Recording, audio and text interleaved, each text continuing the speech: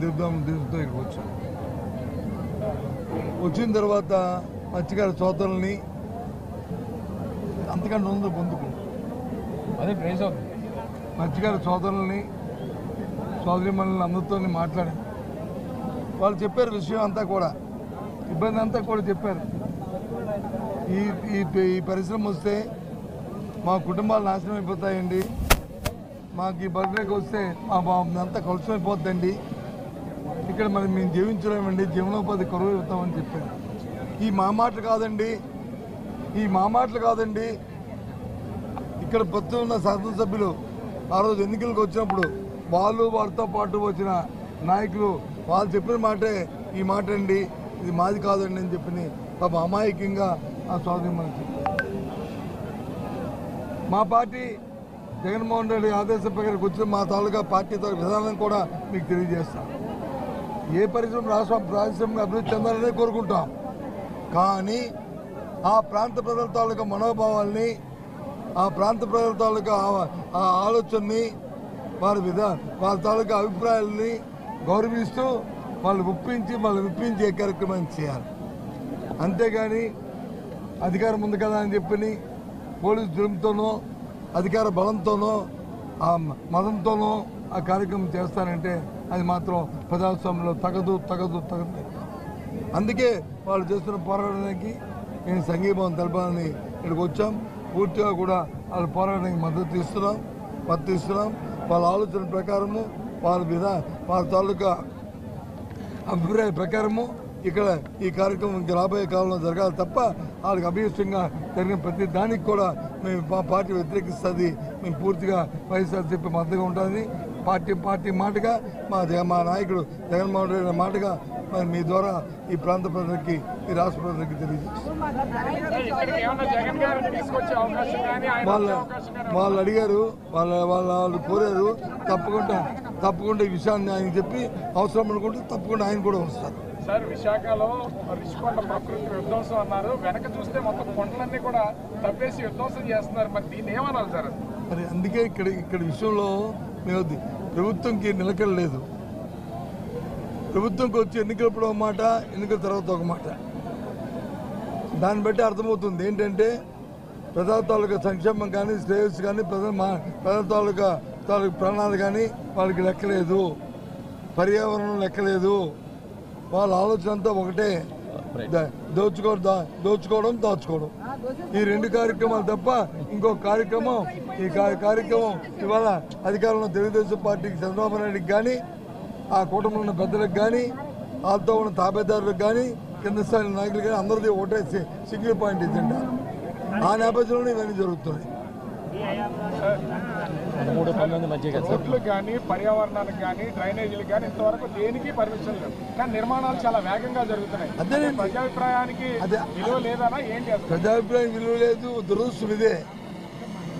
అధికారం ఉన్నప్పుడు ఓ మాట, అధికారం ఉన్నప్పుడు ఓ మాట. నేను చెప్తున్నాను కదా, అదే అడిగితే వీళ్ళ మీద వచ్చి అడిగిన వాళ్ళ మీద వచ్చి ఎదురుదాడి చేయడం అంతే తప్ప ప్రజాస్వామ్యాన్ని గౌరవించాలి, కార్యక్రమం చేయాలన్న ఆలోచన ఇవాళ ఈ ప్రభుత్వానికి లేదు.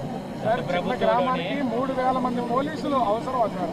చిన్న గ్రామం. మీరు మన వాళ్ళని అడిగండి, అవసరమా లేదండి. మీ అందరూ టెర్రరిస్టులు అండి, మీ అందరూ ఇప్పుడు ఈయన మీ అందరూ ఒక టెర్రరిస్టులు. మా ఎందుకంటే అంతమంది ఆండాడికి అవసరం, ఎంతమంది అవసరం?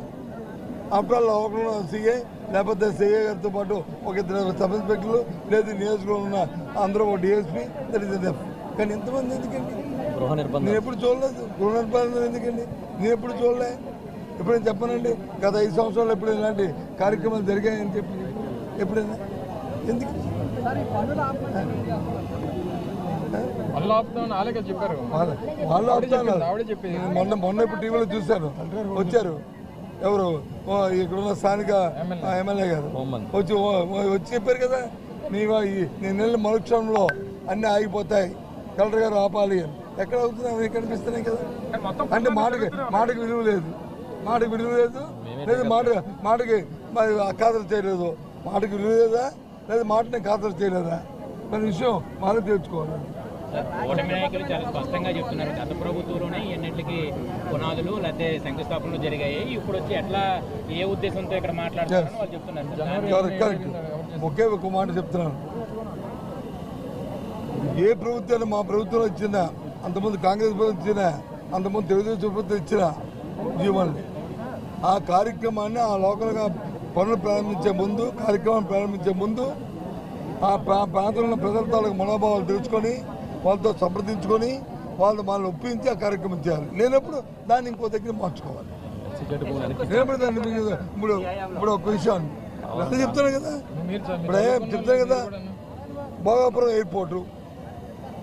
ఎయిర్పోర్టు అన్ని వేల ఎకరాలని ఎక్విజిషన్ చేయడానికి వీల్లేదు. పెద్ద ఉద్యమం చేశారు టీడీపీ ప్రభుత్వంలోనూ. మేము వచ్చాం, వాళ్ళందరినీ ఒప్పించాం, వాళ్ళందరినీ క్యాచ్ చేసాం, శంకుస్థాపన చేసాం. ఇంకా వచ్చే సంవత్సరంలో ప్రారంభించబోతున్నాం. దాన్ని ఒప్పించాం. మన పక్కన ఉన్న ఎస్సీ జెడ్ ఏది మన అచ్చాపురం ఎస్సీ జెడ్ దాన్ని 8,000 ఎకరాలు చేసాం. అక్కడ అది ఆ ప్రజలందరూ ఒప్పించాం, ఆ ప్రజలకు అవకాశాలు కల్పించాం, వాళ్ళని మెప్పించాం, ఆ కార్యక్రమం చేస్తాం. ఆ పక్కన ఉన్న మరి రామ్కి ఫార్మాసిటీ ఒప్పించాం, చేసాం. రణసందలో ఉన్న ఎస్ఐ ఇది లేదు, బొబ్బుల్లో గ్రోత్ సెంటరు, ఇవన్నీ చేసాం కదా. దేనికంటే పరిశ్రమలకి ఎగ్రీస్ కాదు, ఆ ప్రాంత ఎన్నికలప్పుడు వచ్చి ఏం చెప్పావు, నీ పిల్లలు పుడితే పొట్లు, ఒకవేళ పుడితే వాడికి వచ్చి అంగమైకల్యం వస్తుంది, మళ్ళీ క్యాన్సర్ వస్తుంది, మళ్ళీ తాగడానికి వచ్చి నీళ్ళు చచ్చిపోతాం, మత్స్యకారులు అందరూ చచ్చిపోతారు, మత్స్యం అంతా చచ్చిపోతారు. నువ్వే చెప్పావు కదా. మరి ఏ కోణంలో చెప్పావు, ఏ అథారిటీతో చెప్పావు, ఇది కూడా శానిటీ ఏంటి అంటే చెప్పినవన్నీ. అయితే తప్పు చేసి కాదు, నేను రోజు అబద్ధాలు చెప్పాను, నేను చెప్పిన దాన్ని కూడా తప్పు అయిపోయింది, ఇగో ముక్కు నేలకు రాసుకుంటున్నాను, మా చంద్రబాబు నాయుడు గారు చెప్పాను, ఇవన్నీ అబద్ధాలని చెప్పండి, వచ్చి చెప్పాను. వాళ్ళు బతిమాలుకోమండి, మాకు అభ్యంతరులే, వాళ్ళని కన్విన్స్ చేసుకోమండి, మాకు అభ్యంతరులే. అంతేగాని వాస్తవాలే, అది వాస్తవం నువ్వు నమ్మింది వాస్తవం, ఆ అమ్మాయికి వాళ్ళు నమ్మరా?